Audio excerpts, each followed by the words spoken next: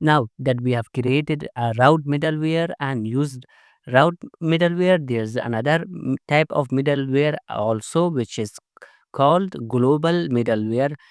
That middleware will run on all the requests.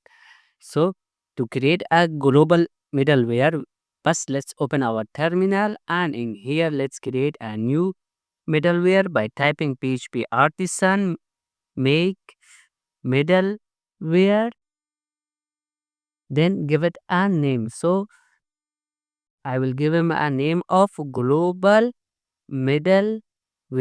The name is completely up to you. Press enter.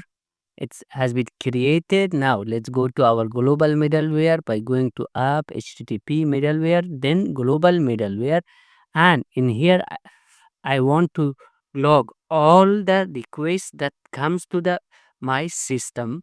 So for that, inside the handle method, I will type log. I will use fake this one, then colon info, and in here let's say school request. Then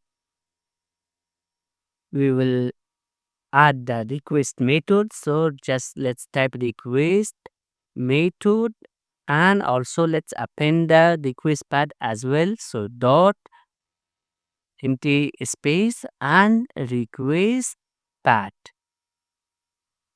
So let's save this, and after that we have to register this middleware. So let's go to our bootstrap app.php, and for global middlewares we have to type $middleware, then use, and inside the use we will create an array, and inside the array we will type our global middleware name. So it's global middleware class. If you want to add more global middlewares, you can add it also by just typing their names like this. So let's remove all of them. Just keep the first one. Save. Now, every time if anyone uses my system, for example, it, it goes to the teachers, then students. So and let's log out also. Let's go to home. Let's go to register. All these requests have been saved inside my log file. If I open the project and go to storage, logs, then laravel.log, in here all the places that request has come, I can see them in here with that date and time. So first we went to teachers, which redirected back to students, then we logged out.